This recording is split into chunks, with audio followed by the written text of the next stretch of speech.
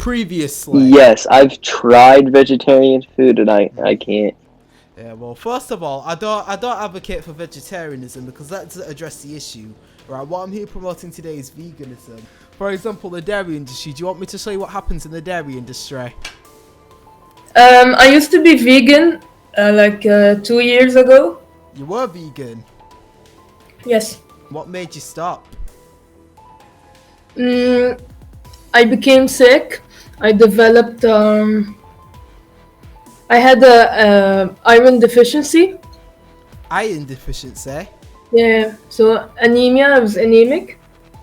Oh, do you think that you can get iron on a plant-based diet? Like, is it like a quick death or like, So, or is it like a quick day? or is Do it you like think a long-term suffering type of thing?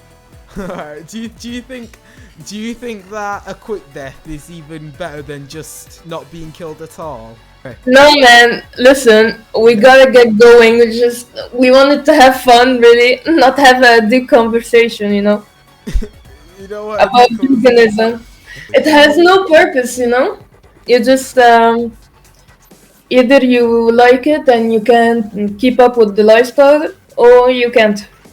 Okay, but just know, until the day comes that you're vegan, you will be a conscious animal abuser through your actions, right? So just let that rest in your conscience as you decide what side of history you want to stand on.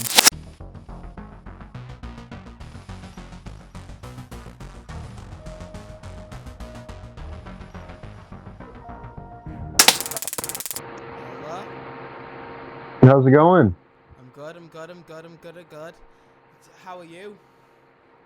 I'm doing all right. You doing alright? Hey, do you want to know why I'm here?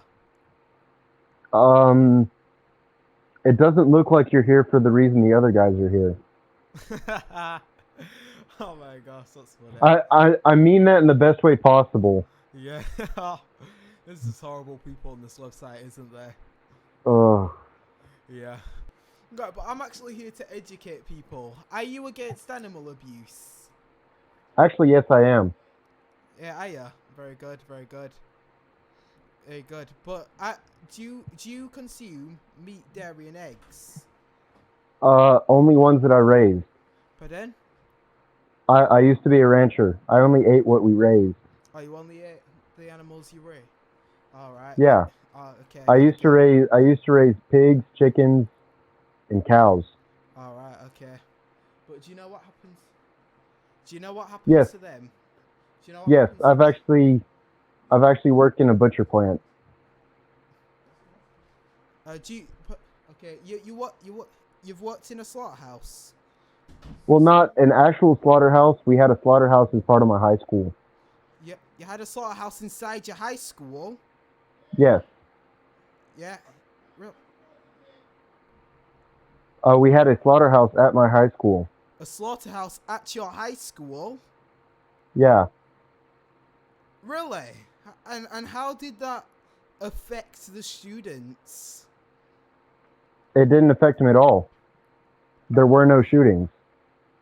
There were no shootings. No, I mean, did you see the animals getting killed?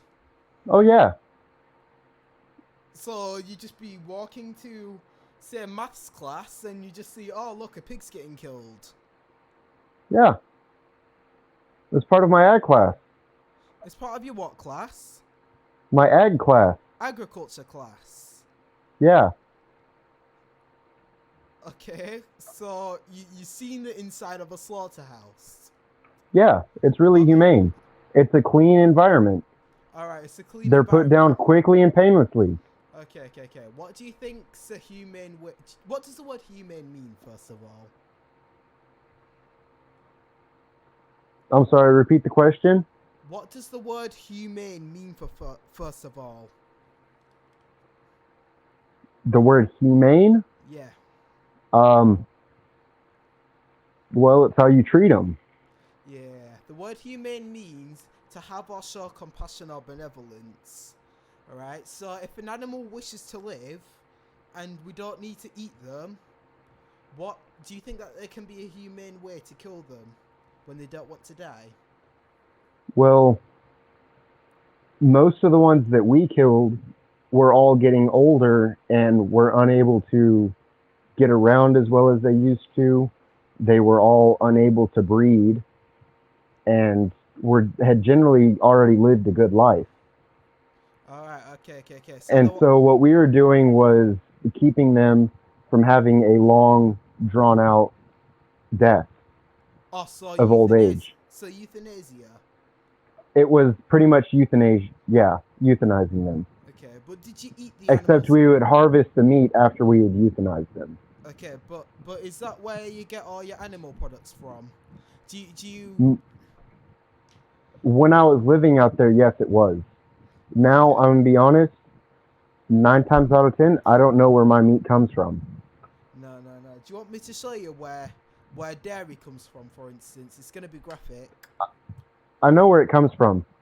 They don't slaughter dairy cattle to get the milk. No, they don't slaughter dairy cattle to get milk. Are you sure about They that? will at the end of their life, but they don't do it to get the milk. Yeah, when their milk production declines, they send them to a slaughterhouse. And do you know why dairy cows produce milk? Well, okay. So, a human mother, if she breastfeeds, will produce milk as long as the child is suckling. Yeah. Once it's done suckling, as long as you continue to get milk from that cow, she will continue to produce milk. Yeah. So generally what they did, or what they used to do, is they used to have them have a calf every year.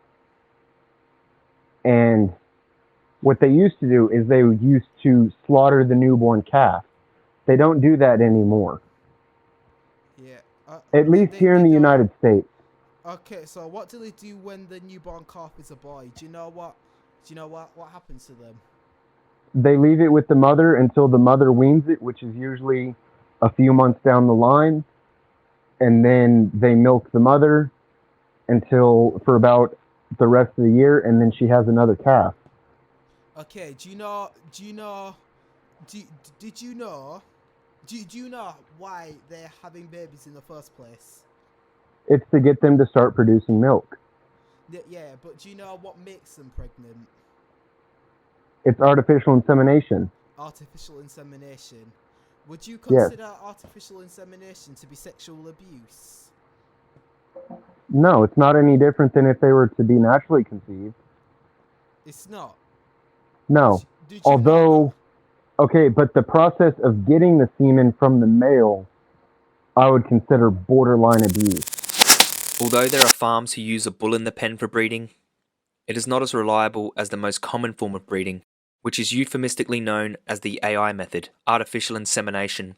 This process is essentially the sexual violation of male and female animals in order to produce calves to make up the dairy herd. Some farmers do it because it just does not make financial sense for them to go out and spend thousands of dollars. They just don't want the problems that some of the bulls cause. Some bulls are very hot, meaning tempered. They're very aggressive. If they can get more cows bred in like the first 21 days of the month, the cow cycle, they're going to have more calves hit the ground, which actually brings better money. The advantage of AI is the selection of high-quality sperm for breeding purposes. Semen quality is considered best when the bulls are under 3 years of age, prior to them reaching maturity. Sperm is extracted from stud bulls either via the use of an artificial vagina or more commonly via electroejaculation with a rectal probe. As we load them into the alleyway, get them caught in the head catch, first thing we like to do is do a scrotal circumference measure. There are parameters set out for minimums on those young bulls, and obviously they have to pass those. We also palpate the testicles, epididymis, make sure that everything palpates normally. And then we go ahead and do a rectal evaluation of the internal genitalia.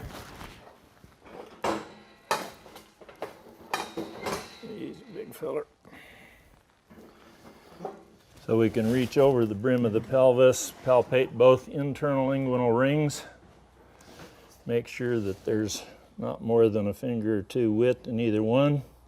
This probe is inserted into the rectum, and it's got some very targeted, weak electrical current that's targeted directly onto the accessory sex glands, which I just palpated, and some of the surrounding musculature. That weak electrical stimulation then causes him to have an erection and an ejaculation. And you will probably see the bull react to the first pulse. You can see the bull. This probe is inserted into the anus of the restrained male animal, where it sends in an electrical current, forcing the bull to ejaculate. Pull that pipe up. This is a highly intrusive procedure and highlights the perversity of dairy industry practices. You can see that he's reacting more so, and he is putting out quite a lot of prostate fluid, and there we had a full ejaculate of a good, what appears to be grossly a good sperm sample. Borderline abuse. Yes, And, because it's essentially cock and ball torture. Yeah, and yeah, it's horrible, isn't it? And Yes. And when the female cows are held down on a rack, They're not held down on a rack. Normally they're... Once the semen is collected, it is distributed to dairy farms where it is used to impregnate the female animals. Of course, with cows being mammals, like humans, they have to have given birth in order to produce milk. The method for females, which generally does not legally require a licensed veterinarian, involves restraining the cow in a cattle crush. Today we're going to go through a step-by-step process on how to AI. Point your fingertips to your thumb and insert your palpating hand into the rectum. Wipe the vulva of any manure in order to avoid bringing in infectious bacteria. Making a fist and applying downward pressure will cause the vulva to slightly open, allowing a clean entrance. Insert the catheter into the vulva at a slight upward angle to avoid the urethra. Begin to level out the angle of the catheter as you gently push the catheter forward into the tract. Now, the problem with heifers is they have a very, very small cervix, and they've never had this process done before, so they can get a little jittery. Of course, they're uncomfortable. She's got, a complete forearm upper rear end, and then you're trying to poke this plunger in to try to find that without injuring her. She won't like it very much to begin with, but she'll get used to it. So you just kind of work your gun in there. Right there is the cervix. I'm against it. I haven't had much experience in a dairy farm, but we have had cattle calve when they're in the pens, and usually if they're having trouble, we'll tie her to a post and spread her legs apart with the spreader and help pull the calf out. Because sometimes the calf is too big. No, I mean when they're made pregnant, do you know how they're made pregnant? Normally they're put into a squeeze chute. In a squeeze chute. Yes. Yeah. In the UK, they're known as cattle crushers, and then they don't really crush. All they do is secure. It's like wearing a seatbelt for them. Okay. All it does is keep them from moving side to side. Okay, but why do you keep them from moving side to side? So that you don't damage the cervix. Okay, what are you doing in that cow's cervix in the first place? That you have to get past the cervix to inseminate them. Why are you trying to inseminate? Do you think that that cow is consenting to this? They normally don't consent in the wild anyways. But do you think that just because wild animals do something in the wild, that means that we should be doing it as civilized human beings? Well, okay, so they technically do have a form of consent. They have what are called heat cycles. Women have them too. They're known as the period cycles, the menstrual cycles. But does that mean that they want you to hold them down on a rack and forcefully impregnate them? You don't necessarily forcefully impregnate them. We've always done live breeding. I have artificially inseminated pigs. No, Naturally, pigs would usually select their mate and when to breed, but these decisions are completely controlled and manipulated by human exploiters in the pork industry. The artificial insemination method is used by many pork producers. The boars are generally trained to mount a dummy partner for arousal. The boar mounts the stool. He's been trained before when he was younger. He's about 10 months old now, and you can see now he's jumping the stool The pig has the second longest orgasm of any animal, and the camel has the longest orgasm. And we're about to see the second longest orgasm in process now. Then, the collector will squeeze and massage the prepuce or foreskin of the boar to expel the fluid that can accumulate there, to collect the semen in the collection device. Boars actually have a small sac right here inside their prepuce that can collect fluid and sometimes urine. This is the reason that vigorous massage on the prepuce prior to semen collection is important to clean out all of that fluid.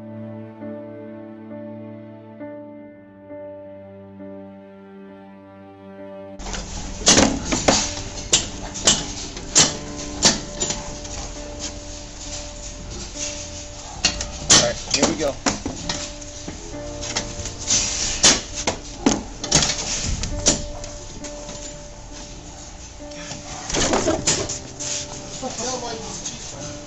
All right.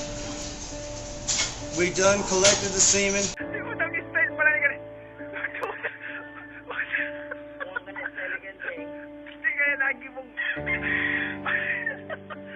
Wow, jacking off pigs in the pork industry is common practice? Who would have thought? The semen is then stored in preparation for AI in breeding sows. The UK has been known to export large amounts of frozen pig semen to places like China. As a result of the significant increase in semen demand, places like Durpack pedigree pigs is now undergoing expansion. Again, I ask the question, what happens to the stud boars when their semen production declines? Do they get a visit to the local gas chamber, or a date with the electric stunning clamps and a butcher's knife in the throat? Let's move on to the process for the female pigs, the sows. Breeding sows generally go into heat at the very young age of 6 to 8 months old. After heat detection, which some farmers have a more hands-on approach to determining,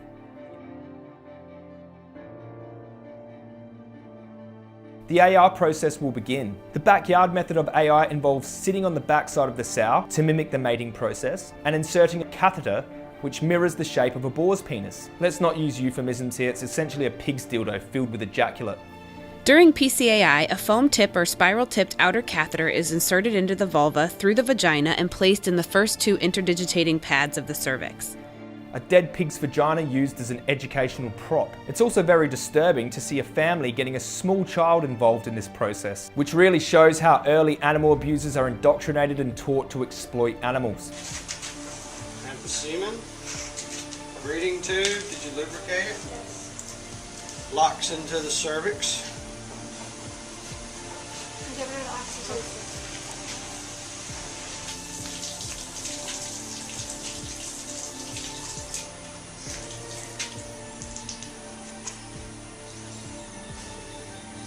Does she feel the semen? I put all of it in her? Gently squeeze the tube. A more commercial operation might employ the use of a raised catheter referred to as a pork stalk or an AI saddle, which is a very bizarre instrument indeed. Here's some footage from Australia which shows the worker trying to mimic the boar by sitting on the pig's behind and also using a boar to stimulate the breeding sows.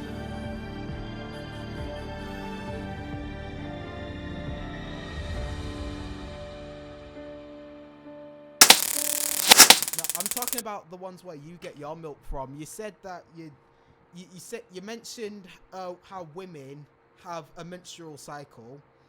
Are you for or against doing that to human women just because they got a menstrual cycle? Some of them do it willingly to themselves. Consensually? Yes. And what consent have the cows given? Their menstrual cycle. Okay, their menstrual Normally the cycle. bulls will rape them when they're on their menstrual cycle. Okay. It's just an order of life. Okay, an order of life. Do you think that just because wild animals do something, that makes it okay for us to do something? Because wild Cattle animals have no concept of human morality. Yeah, exactly. Wild animals have no concept of morality, right? So wild animals eat their own babies if they're not growing fast enough, and kill the other bloodlines and eat them because they want to. Okay, but 9 times out of 10, when a calf or a piglet isn't growing fast enough under human care, the human will get it extra care. Those who get sick typically lack veterinary care and deteriorate quickly.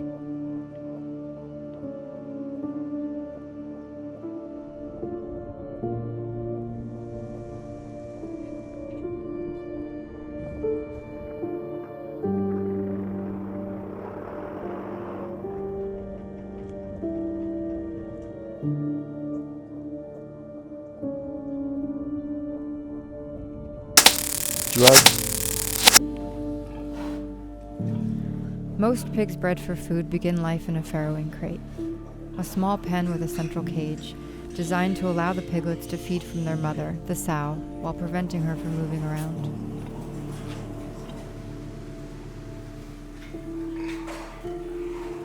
The frequency of stillborn or mummified piglets generally increases with each litter as the sows' bodies become less capable of handling the large litter sizes encouraged by the industry. 10 to 18% of piglets who are born alive won't make it until weaning age, succumbing to disease, starvation, or dehydration, or being accidentally crushed by their trapped mothers.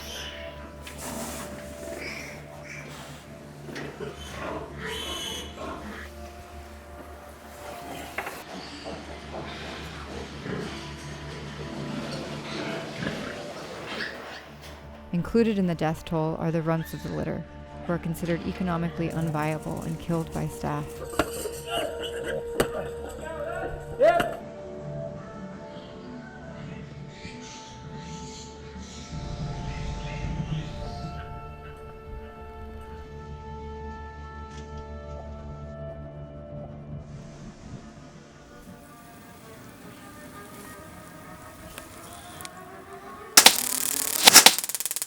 They'll up their food intake. They'll get them medications. They'll take them to vets.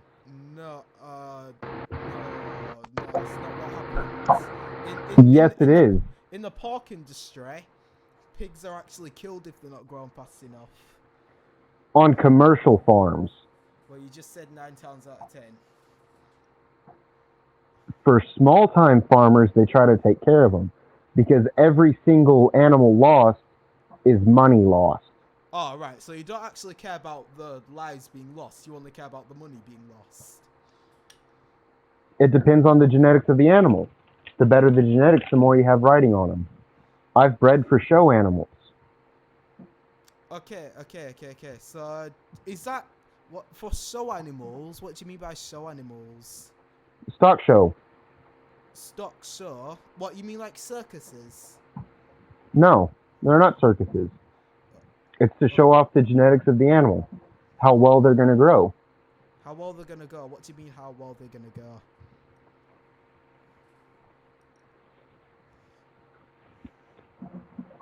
How much meat they're going to produce when they are slaughtered.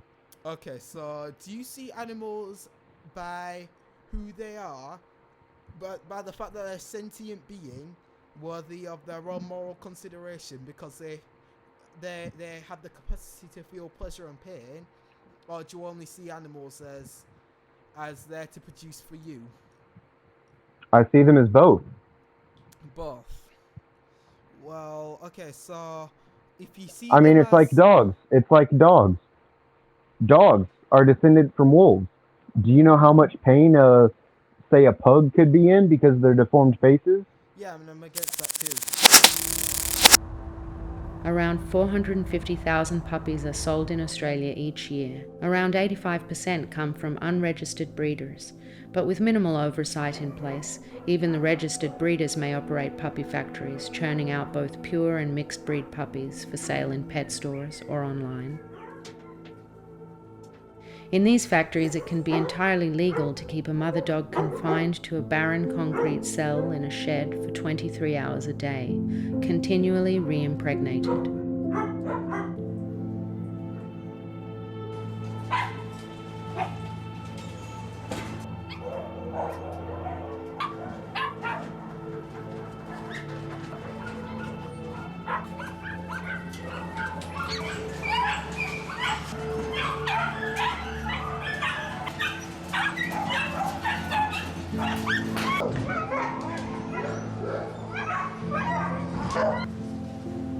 They are denied love and companionship, treated instead as breeding machines. These cute puppies, sold for thousands of dollars, often suffer from diseases or other health conditions or behavioural difficulties as a result of the conditions they were exposed to in the farm and generations of selective breeding. Hi, how are you? Hi, how are you? Yeah, good. Will you be getting more of the golden retrievers in? Yes, golden retriever. If I'm not mistaken, it will be on this coming Saturday. This coming Saturday? Yes, yes. Oh, okay. And where they come from? Are they from a? We have our own breeder. Are they a puppy farm? Obviously no, and puppy.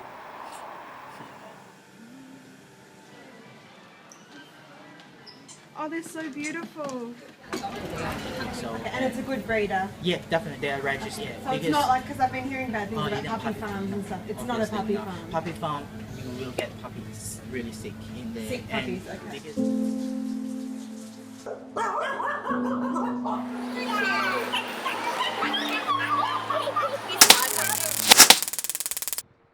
Dog breeding, I'm against that too. I hate selective breeding. You hate selective breeding? Yeah, so you know... Yes. So what was that you just Everything said we've about- always done has always been live breeding. Okay, but... You put the male and a female in a pen, and they mate. Yeah, but you told me earlier that 9 times out of 10 you don't know where the animals you eat come from. You said that earlier on. Now I don't.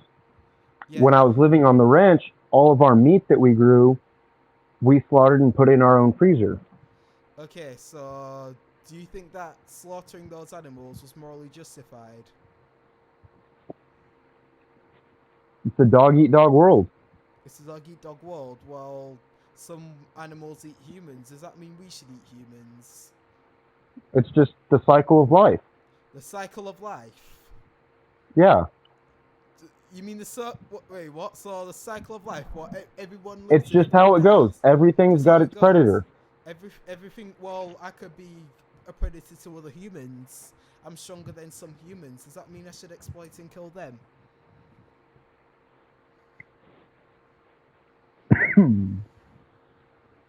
If you can and you want to, go for it. There's going to be people to stop you, though. No, I'm asking, is it moral? No, it's not moral. Okay, so why is it moral to mistreat animals? Why is it moral to kill animals for an unnecessary reason? Like I said, we don't kill them until they get old and they've had a good life.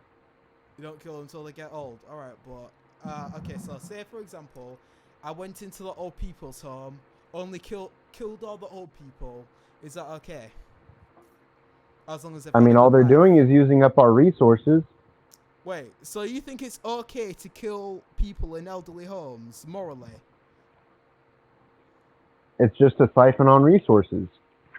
Wait, so you wouldn't have a moral issue if I just got a gun, ran into an old people's home, and shot everybody up? Sometimes things are just meant to be. All right, you're kind of making me a bit nervous here. Besides, Anyway, by the that's tone of your alright. voice, you sound like you can't get a gun where you live. Well, no, but it's just a hypothetical. Anyway, you know, I think I found out quite a lot about your worldview, but you take care. Yeah, I hope you change up your worldview, because that's a pretty strange mentality. Oh my gosh, you stopped me.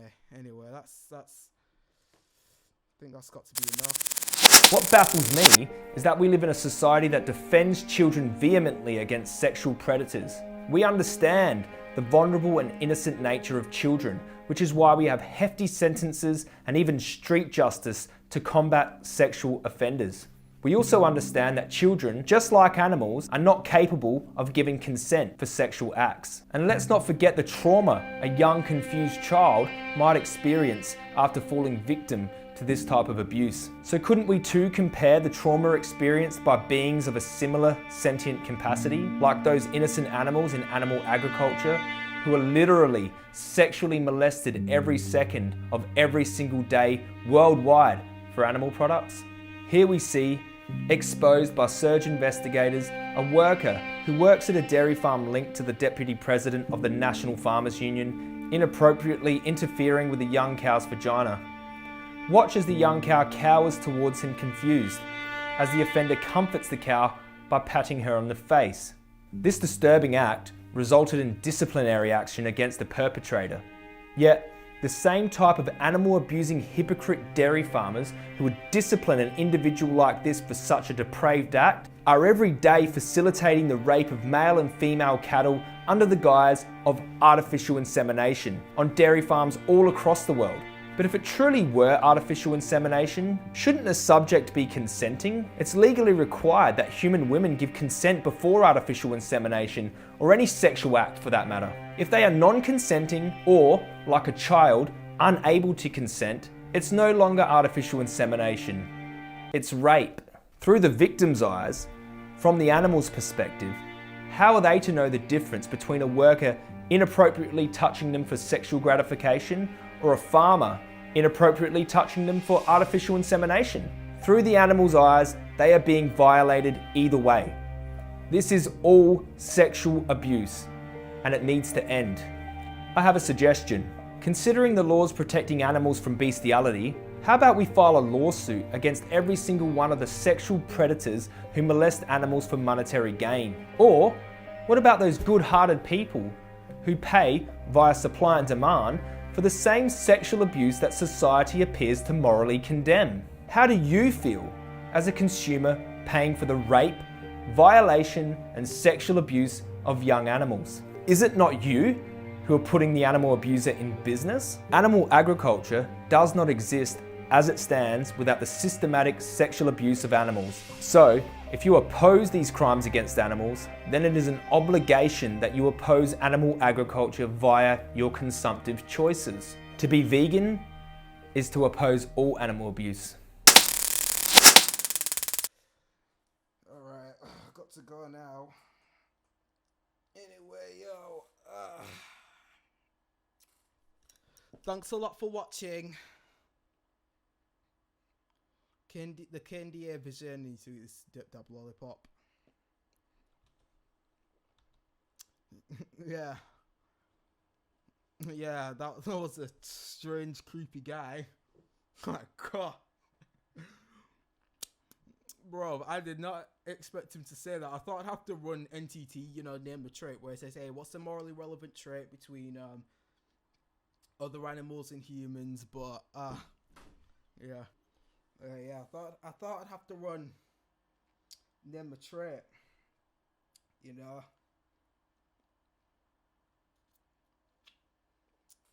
Yeah, that was an interesting guy.